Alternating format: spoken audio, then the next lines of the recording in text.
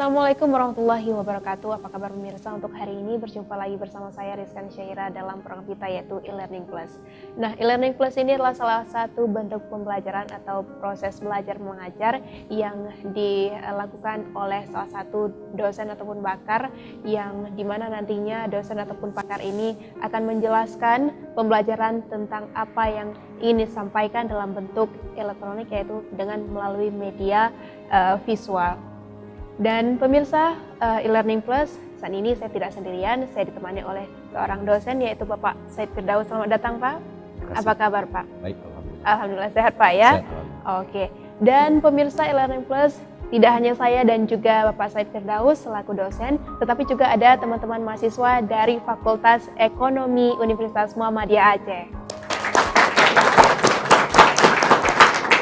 Oke, selamat datang untuk teman-teman mahasiswa di studio kita. Semoga nantinya belajar mengajar kita lebih efisien, efektif, dan juga membuka wawasan kita tentang pelajaran hari ini. Nah, kita hari ini akan belajar tentang apa nih Pak? Masalah kualitas produk dan jasa Oke. yang diperankan oleh informasi. Oke, baik pemirsa e-learning plus dan juga teman-teman mahasiswa dari Fakultas Ekonomi Universitas Muhammadiyah Aceh, mari kita simak pembelajaran kita hari ini tentang peranan informasi dalam kualitas produk dan jasa yang akan disampaikan oleh Bapak Said Firdaus. Terima kasih. Bismillahirrahmanirrahim. Assalamualaikum warahmatullahi wabarakatuh. Adik-adik mahasiswa yang berbahagia, yang cantik-cantik, yang ganteng-ganteng pada hari ini. Kita hari ini memulai e-learning class kita dengan materi peranan informasi dalam kualitas produk dan jasa. Seperti kita telah pelajari sebelumnya, informasi sangat berperan dalam segala lini di perusahaan kita. Selaku perusahaan, informasi akan menggiring semua sumber daya yang ada di perusahaan kita. Nah, pada hari ini kita bagaimana mencoba untuk mengkaji lebih jauh bagaimana peran informasi dalam menentukan kualitas produk dan jasa. Kualitas itu sederhananya adalah kesesuaian dengan spesifikasi konsumen. Artinya apa yang diinginkan oleh pembeli kita bisa menyampaikannya, maka itu sudah kita anggap sebagai berkualitas. Nah, idenya bukan dari kita. Kualitas itu sebenarnya keinginan atau persepsi yang ada di dalam konsumen itu sendiri. Kita mampu membuat produk dan jasa yang berkualitas pada saat kita mampu apa yang diinginkan dan siapa orang yang menjadi pelanggan kita sebenarnya. Nah, ada beberapa dimensi dari sebuah kualitas produk. Ada kinerja, ada feature, ada keandalan, kesesuaian, daya tahan, kemudahan, perbaikan, dan keindahan.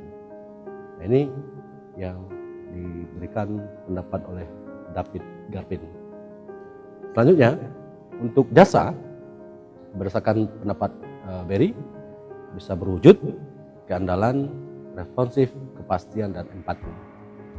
Nah, dari hal tersebut, maka apa yang akan dilakukan oleh kita seorang manajemen dalam perusahaan kita untuk mencapai sebuah produk yang berkualitas atau jasa yang berkualitas. Nah, perusahaan perlu membuat standar yang namanya Total Quality Management atau TQM. Landasannya adalah yang harus kita pahami, kualitas didefinisikan oleh pelanggan. Yang boleh mengatakan sebuah produk kita itu berkualitas itu adalah pelanggan kita sendiri, bukan kita. Ya. Yang kedua, kualitas dicapai oleh pihak manajemen. Manajemen yang melaksanakan sebuah kualitas itu. Dari hasil apa? Dari hasil yang telah kita ketahui banyak tentang apa yang diinginkan dan siapa konsumen kita. Dan yang ketiga, kualitas adalah tanggung jawab seluruh elemen perusahaan. Artinya, tidak hanya tanggung jawab dari pimpinan puncak, tetapi semua elemen sampai ke paling bawah sekalipun kualitas wajib ditanggungjawabkan oleh perusahaan. Nah, filosofinya pencapaian keunggulan perusahaan secara menyeluruh dalam dimensi kualitas produk dan jasa dengan mencegah timbulnya kualitas yang buruk. Ya. Oleh sebab itu, penerapan TQM pada perusahaan.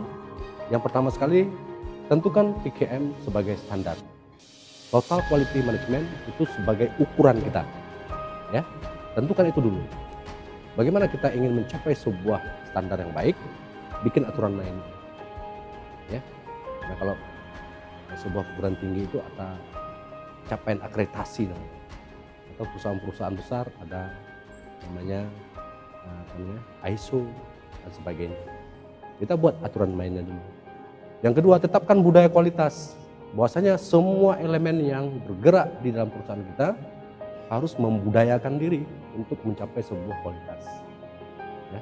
Jadi tidak hanya tanggung jawab pemikiran dari seorang pimpinan, namun demikian budaya itu harus menyeluruh kepada semua orang yang ada dalam perusahaan kita.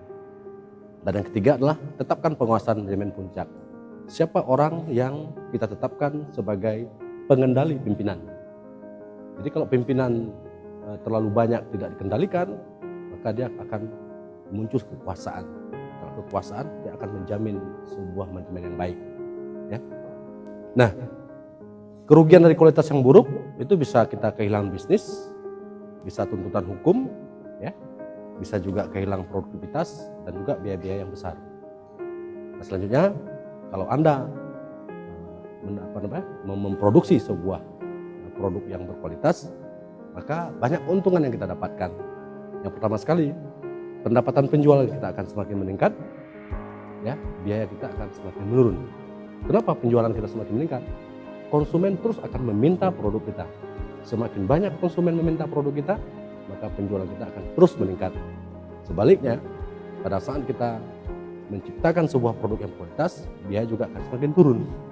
Ada resiko-resiko yang harusnya kita hadapkan oleh kualitas yang buruk, maka dengan yang baik kualitas risiko tersebut tidak akan kita dapatkan. Itu. Nah, dari semuanya itu kualitas ditentukan pada sistem informasi berbasis komputer. Sistem informasi berbasis komputer ini akan mengambil sebagian tanggung jawab manajemen dalam berpikir dan mencapai sebuah kualitas. Ya, bayangkan kalau kita di kantor saja, kita punya ada absen pager gitu, sudah tersistem, maka tidak perlu lagi ada security yang menjaga sebuah absen. Nah, tanggung jawab security yang selama ini menjaga absen itu sudah diambil alih oleh sistem informasi berbasis komputer. Dan nah, bagaimana sebaiknya kita mendapatkan produk yang berkualitas dengan mudah? Artinya semua pekerjaan di dalam kantor kita sebahagiannya itu harus diambil alih oleh sistem informasi berbasis komputer. Demikian kita padai. Nanti kita akan buka sesi pertanyaan. Kita kembalikan kepada pemandu. Silakan, Pak. Oke, baik, terima kasih. Kita berikan aplaus dulu dong kepada Bapak Said Firdaus. Nah, pembelajaran hari ini memang luar biasa menarik ya Pak, ini tentang peranan informasi dalam kualitas produk dan jasa. Otomatis kalau misalkan kita mempunyai sebuah produk, berarti kita tidak bisa mengatakan bahwa produk kita paling bagus ya Pak ya. Berarti yang menilai sebuah kualitas produk itu adalah konsumen. Orang yang menggunakannya. Oke. Nah, baik teman-teman dari mahasiswa dan juga pemirsa e-learning plus, nanti kita akan membuka sesi pertanyaan dan nantinya juga bakalan dijawab oleh dosen kita. Jangan kemana-mana, tetap di e-learning plus.